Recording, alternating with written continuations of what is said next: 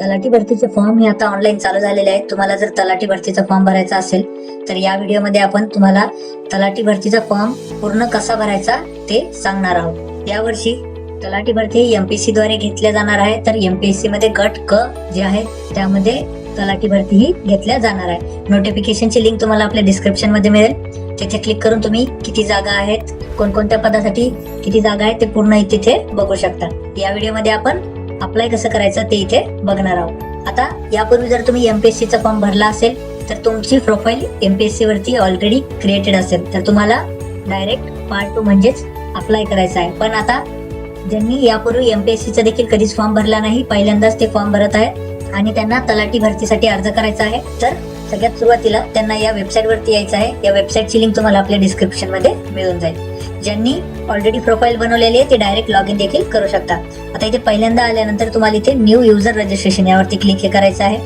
इथे क्लिक केल्यानंतर तुम्हाला एक ईमेल आयडी इथे टाकायचा आहे आणि गेट ओटीपी वरती क्लिक करायचा आहे. जो ओटीपी ईमेल वरती येईल तुम्हाला इथे टाकून व्हेरीफाय ओटीपी हा करून घ्यायचा आहे. त्याच प्रकारे मोबाईल नंबर देखील करून घ्यायचा आहे. म्हणजे तिथे मोबाईल नंबर टाकून गेट ओटीपी करून तुम्हाला इथे ओटीपी टाकून व्हेरीफाय हा करून घ्यायचा आहे. ईमेल आणि मोबाईल नंबर व्हेरीफाय झाल्यानंतर तुम्हाला इथे पासवर्ड टाकायचा आहे आणि तोच पासवर्ड कन्फर्म मध्ये टाकायचा आहे. पासवर्ड हा तुम्हाला स्ट्रॉंग बनवायचा आहे. तर इथे स्ट्रेंथ तुम्हाला दिसून जाईल.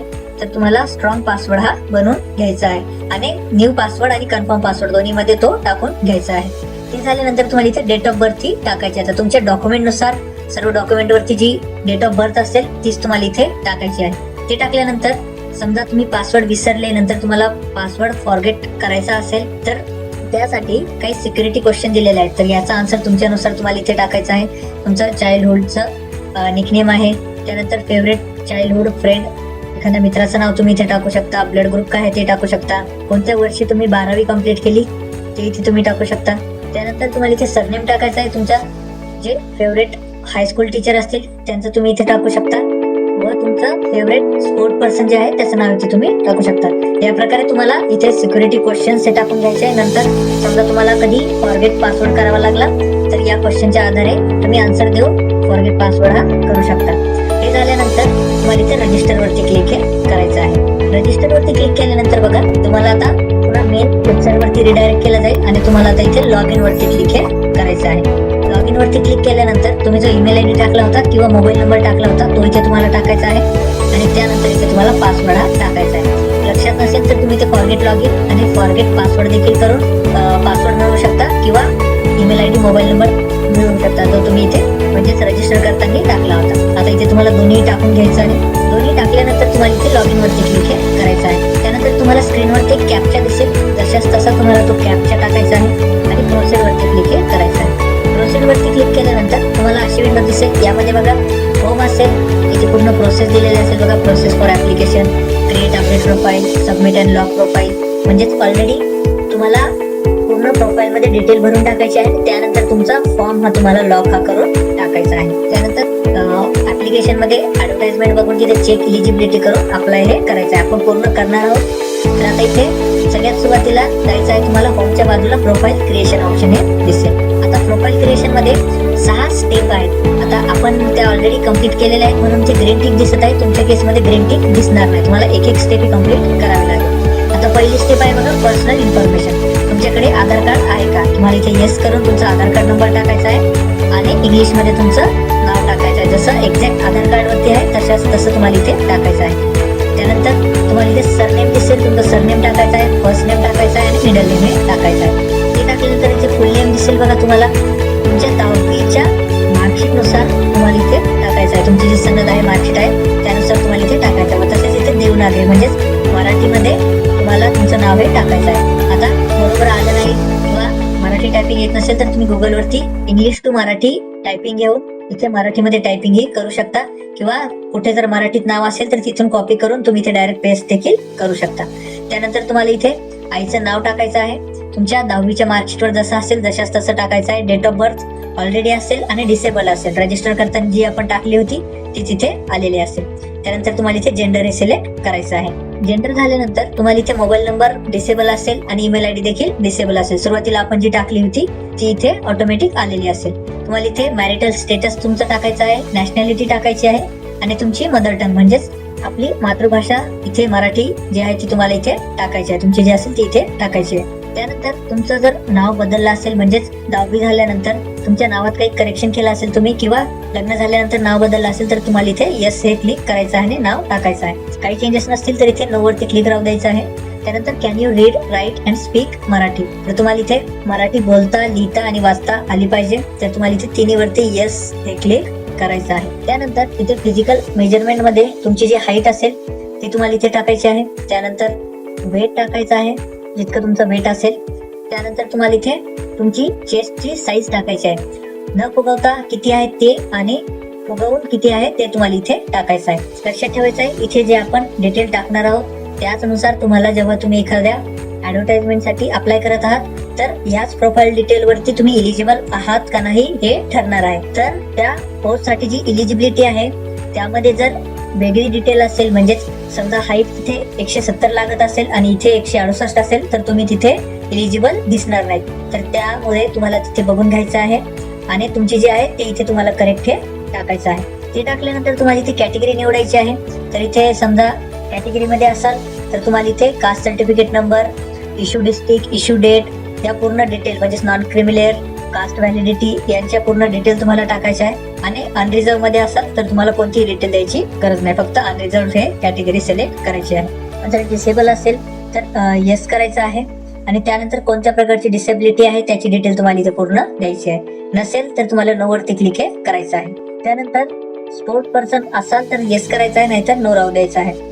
त्यानंतर एक सर्व्हिसमॅन असाल तर येस किंवा नो, तुमच्यानुसार तुम्हाला इथे येस नो हे सिलेक्ट करायचं आहे. त्यानंतर are you an employ of government of Maharashtra असाल तर येस, नसाल तर नो. बेस्टचे कर्मचारी असाल, एम्प्लॉय ऑफ BST तर येस करायचं आहे, तसेच नसाल तर नो. BMC चे असाल तर येस, नसाल तर नो. तुमच्यानुसार येस नो इथे सिलेक्ट करून घ्यायचं आहे. त्यानंतर are you domiciled in state of Maharashtra, तुम्ही महाराष्ट्राचे रहिवासी आहात का असाल तर येस करायचं आहे, नाहीतर नो तुम्हाला हे करायचं आहे. त्यानंतर जर असेल तर तुम्हाला इथे domicile certificate available with you असेल तर इथे तुम्हाला अवेलेबल करायचं आहे, नसेल तर तुम्हाला इथे नो वरती क्लिक करायचं आहे. जर अवेलेबल असेल तर तुम्हाला इथे domicile certificate number, issuing district आणि डोमेसाइल इश्यू डेट हे इथे तुम्हाला टाकायचे आहे. त्यानंतर जर ऍडिशनल रिझर्वेशन काही असेल तर येस करून तुम्हाला इथे प्रोजेक्ट अफेक्टेड पर्सन कोणतं आहे ते तुम्हाला द्यायचं आहे, नसेल तर इथे नो वरती क्लिक करायचं आहे. तुमच्यानुसार तुम्हाला इथे आन्सर द्यायचे आहेत.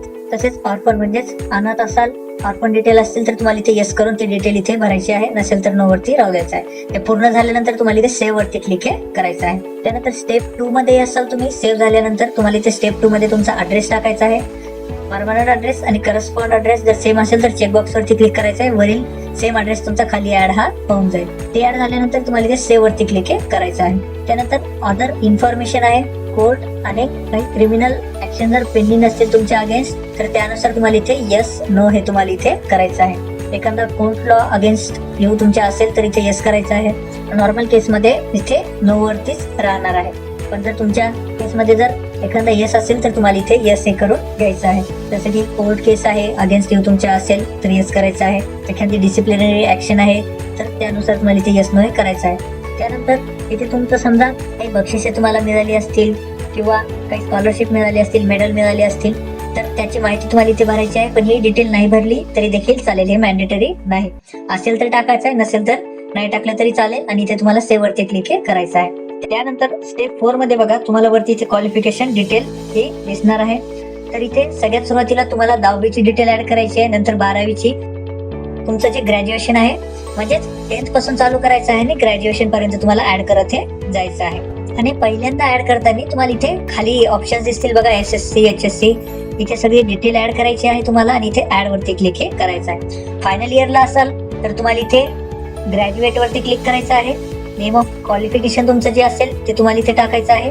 आणि इथे समजा क्वालिफिकेशन स्टेटस आहे, जर आता याच वर्षी लास्ट इयर असेल तुमचं, जसं लास्ट इयर वाले पण देखील अप्लाय करू शकता, तर इथे अपेड वरती क्लिक करायचं आहे. म्हणजेच तुमचं इथे क्वालिफिकेशन कम्प्लिटेडचं जे टॅब आहे ते डिसेबल होऊन जाईल आणि बाकी देखील पर्सेंटेज वगैरे जे आहे ते मॅन्डेटरी फील्ड निघून जाईल. पास केलं तर तुम्हाला ही इन्फॉर्मेशन भरणं मॅन्डेटरी राहणार आहे. तर तुमच्यानुसार इथे तुम्हाला SSC, HSC आणि ग्रॅज्युएशनची डिटेल तुम्हाला ऍड करून घ्यायची आहे आणि पूर्ण डिटेल ऍड झाल्यानंतर तुम्हाला सेव्ह वरती क्लिक करायचं आहे. त्यानंतर स्टेप 5 आहे बघा, यू हॅव एनी एक्सपिरियन्स. आता तुम्हाला एखाद्या जॉबचा एक्सपिरियन्स असेल तर तुम्ही इथे येस करून पूर्ण डिटेल ही इथे टाकू शकता. आणि जर नसेल एक्सपिरियन्स तर तुम्हाला इथे नो वरती क्लिक हे करायचं आहे आणि सेव्ह वरती क्लिक हे करायचं आहे. त्यानंतर तुम्हाला लास्ट स्टेप आहे step 6, upload photo and signature. आता यामध्ये बघा तुम्हाला तुमचा फोटो आणि सिग्नेचर अपलोड करायचे आहे. वरती साईज दिलेली आहे प्रोफाईल इमेज साईज 50 KB च्या आतच तुम्हाला पाहिजे आणि सिग्नेचरची साईज देखील तुम्हाला 50 KB च्या आतच ही लागणार आहे. विड्थ आणि हाईट देखील दिलेली आहे पिक्सल मध्ये. यामध्ये जर तुम्हाला एरर आला तर तुम्ही आपल्या डिस्क्रिप्शन मध्ये लिंक दिलेली आहे तिथे क्लिक करून फोटो आणि सिग्नेचर रिसाइज करून इथे अपलोड ही करू शकता. आणि इथे फोटो आणि सिग्नेचर तुम्हाला बरोबर अपलोड करून घ्यायचे आहे. नंतर सेव्ह वरती क्लिक हे करायचं आहे. पूर्ण प्रोफाईल बरोबर झाल्यानंतर तुम्हाला इथे चेकबॉक्स वरती क्लिक करून तुम्हाला सबमिट अँड लॉक प्रोफाईल वरती क्लिक हे करायचं आहे. या प्रकारे तुमची प्रोफाईल पूर्ण लॉक होऊन जाईल आणि प्रोफाईल लॉक असेल तरच तुम्ही ऍप्लिकेशन करू शकता. त्यामुळे अगोदर प्रोफाईल कम्प्लीट करून तुम्हाला प्रोफाईल लॉक करून घ्यायची आहे. आता इथे आपण चेकबॉक्स वरती क्लिक करत आहोत आणि इथे सबमिट अँड लॉक प्रोफाईल वरती क्लिक करत आहोत.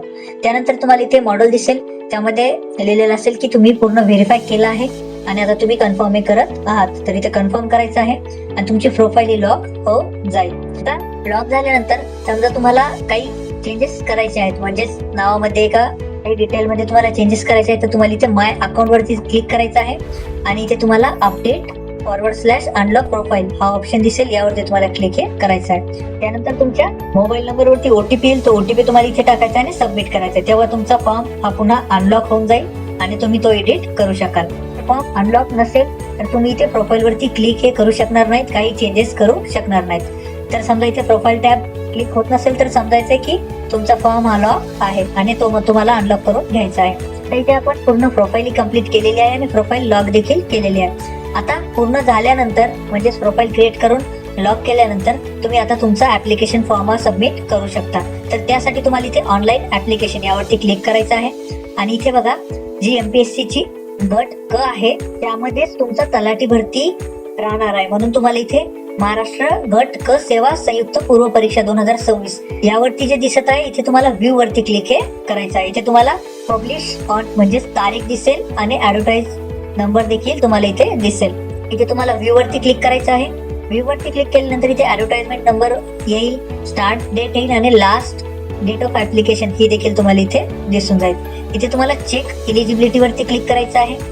चेक एलिजिबिलिटी वरती क्लिक केल्यानंतर बघा ज्या ज्या पोस्ट यामध्ये अवेलेबल आहेत त्या तुम्हाला इथे दिसतील आणि समोर तुम्हाला इथे you are eligible and can apply for this post असं दिसेल. म्हणजे पोस्ट पूर्ण दिसतील पण ज्या तुम्ही इलिजिबल आहेत त्यांच्या समोर असं ग्रीन मध्ये दिसेल आणि ज्यांच्यासाठी तुम्ही इलिजिबल नाहीत ते तुम्हाला रेड मध्ये you are not eligible for this post असं दिसेल आणि खाली रिझन देखील दिसेल की टायपिंग सर्टिफिकेट कंडिशन फेल. म्हणजे मी तुम्हाला प्रोफाईल मध्ये सांगितलं होतं तुम्ही जी डिटेल भराल त्यानुसारच इथे तुम्ही इलिजिबल राहणार आहात. तर इथे तुम्ही स्क्रोल करून खाली जाऊ शकता आणि पूर्ण पोस्ट बघू शकता. इथे फीस देखील तुम्हाला दिसेल किती लागणार आहे. मी आता स्क्रोल करून जर खाली आले तर तुम्हाला इथे पूर्ण इथे जागा दिसतील ज्या ज्या तुम्ही इलिजिबल आहात. त्यानंतर क्लर्क टायपिस्ट आहे ज्यासाठी समजा इथे मी इलिजिबल नाही कारण की टायपिंग सर्टिफिकेट नाही. त्यानंतर तुम्हाला खाली यायचं आहे आणि इथे बघा तुम्हाला आता विलेज रेव्हेन्यू ऑफिसर ब्रॅकेटमध्ये तलाठी GR.C 2026 तर इथे इलिजिबल दिसेल. पूर्ण तुम्ही इथे बघू शकता. आता इथे आपल्याला तलाठीसाठी अप्लाय करायचं आहे. तर इकडे लेफ्ट साईडला बघा ज्या ज्या पोस्ट साठी तुम्ही इलिजिबल असाल त्या पोस्ट तुम्हाला इथे लेफ्ट साईडला दिसून जातील. तर इथे बघा आता ग्राम महसूल अधिकारी तलाठी गट क विविध नियुक्ती अधिकारी. तर आता इथे जे ॲरो दिसत आहे तुम्हाला तर 1 नंबरला तुम्हाला कोणत्या पोस्ट साठी रेफरन्स द्यायचा आहे ते तुम्ही इथे देऊ शकता.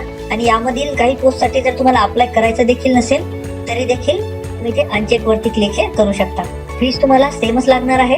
कट ऑफ नुसार पुढे तुम्हाला दाखवल्या जाईल की तुम्ही त्यासाठी मुख्य पेपर साठी अर्ज करू शकता का नाही. त्यामुळे तुम्हाला ज्या ज्या पोस्ट साठी ठेवायचं आहे ते ठेवू शकता. ज्यासाठी नसेल ठेवायचं त्यासाठी तुम्ही अनचेक करू शकता. आता इथे सिलेक्ट केल्यानंतर तुम्हाला इथे खाली अप्लाय वरती क्लिक करायचं आहे. इथे रेफरन्स तुम्ही चेंज करू शकता तुमच्यानुसार आणि इथे अप्लाय तुम्हाला करायचं आहे. अप्लाय वरती क्लिक केल्यानंतर हे ऑप्शन्स डिसेबल होतील म्हणजेच आपण ते आता सिलेक्ट केले आहे. तुम्हाला स्क्रोल करून खाली यायचं आहे आणि इथे तुम्हाला examination centre for your choice एक एक्झामिनेशन सेंटर तुम्हाला द्यायचं आहे. तुम्ही तुमचा जिल्हा देऊ शकता किंवा तुम्ही जिथे जाऊन एक्झाम देऊ शकता ते तुम्हाला इथे सिलेक्ट करायचं आहे. मॅक्सिमम एकच आहे म्हणून तुम्ही एकच देऊ शकता. दुसरं सिलेक्ट करायला गेले तर ते तिथे तुम्हाला डिसेबल दिसणार आहे. त्यानंतर तुम्हाला इथे तुमचं डिक्लेरेशन द्यायचं आहे, म्हणजे चेकबॉक्स वरती क्लिक करायचं आहे आणि इथे तुम्हाला लोकेशन हे टाकायचं आहे. ते टाकल्यानंतर तुम्हाला इथे अजून सबमिट अँड पे ऑप्शन दिसणार नाही, म्हणजेच बटन डिसेबल असेल तर तुम्हाला स्क्रोल करून खाली यायचं आहे. त्यानंतर तुम्हाला इथे काही क्वेश्चन्स आहे, त्याचे आन्सर्स तुम्हाला द्यायचे आहेत. तेव्हाच तुम्हाला तिथे सबमिट हे करता येणार आहे, म्हणजे सबमिट अँड पे हे करता येणार आहे. तर कॅन्डिडेट इज कलर ब्लाइंड तर यस, नसेल तर नो वरती तुम्हाला क्लिक करायचं आहे. तुमच्यानुसार आन्सर हे करायचं आहे. आता हे क्वेश्चन विचारत आहे कारण की आपण बाकी देखील पोस्ट साठी अप्लाय हे केलेलं आहे, त्यामुळे इथे तुम्हाला दिसत आहे. तुम्ही जर फक्त तलाठी भरतीसाठी अप्लाय केलं, आपण एकदा आता ते सिलेक्ट करून दाखवू. ते समजा मी रिसेट केलं आणि फक्त तलाठी भरतीवरती क्लिक करून अप्लाय केलं, तर तुम्हाला कोणताही क्वेश्चन खाली विचारला जाणार नाही. हे बघा, जसं क्वेश्चन डिस्क्रिप्शन आणि आन्सर्स जे आहेत ते तुम्हाला विचारल्या जाणार नाही. तर ते पोस्ट नुसार आहे. काही पोस्ट साठी ड्रायव्हिंग लायसन्स गरजेचं आहे, त्यामुळे तिथे काही डिटेल विचारले गेलेले आहेत. कलर ब्लाइंडच्या डिटेल विचारल्या आहेत आणि चष्म्याच्या देखील क्वेश्चन विचारले आहेत. पण ते पोस्ट नुसार आहे, तुम्ही ज्या पोस्ट निवडसाल त्यानुसार. आता तुम्हाला फक्त तलाठी भरतीसाठी करायचं असेल तर तेवढं निवडून तुम्ही इथे त्या क्वेश्चनचे आन्सर तुम्हाला द्यायचे नसतील तरी देखील चालेल. पण तुम्हाला सगळ्यांना अप्लाय करायचं असेल तर तुम्ही सगळ्यांना अप्लाय करून इथे तुम्ही ते क्वेश्चनचे आन्सर हे देऊ शकता. आपल्याला सगळ्यांसाठी करायचं आहे म्हणून आपण पूर्ण ऑप्शन सिलेक्ट केलेले आहेत आणि त्यानुसार इथे आता आपण आपले आन्सरचे पूर्ण देऊ ठेवणार आहोत. आता इथे आपण पूर्ण क्वेश्चन्सचे आन्सर हे दिलेले आहेत. त्यानंतर तुम्ही स्क्रोल करून खाली येऊन पूर्ण फॉर्म मध्ये जी डिटेल, म्हणजेच आपण प्रोफाईल मध्ये जी डिटेल भरली होती ती डिटेल तुम्हाला खाली दिसून जाईल. प्रकारे तुम्ही स्क्रोल करून पूर्ण बघू शकता की डिटेल बरोबर आलेली आहे का नाही. तुमचे मार्क्स बघू शकता. आणि आता तुम्ही स्क्रोल अप करून आल्यानंतर बघा इथे तुमचं सबमिट अँड पे फी हे बटन इनेबल झालेलं आहे. आता तुम्हाला इथे क्लिक हे करायचं आहे. क्लिक केल्यानंतर बघा इथे सिलेक्ट पेमेंट मोड असं तुम्हाला ऑप्शन दिसेल. इथे तुम्हाला ऑनलाईन पेमेंट यावरती क्लिक करायचं आहे. इथे पहिला किंवा दुसरा ऑप्शन तुम्हाला पाहिजे तर तुम्ही इथे सिलेक्ट करू शकता आणि तुम्हाला इथे ओके वरती क्लिक हे करायचं आहे.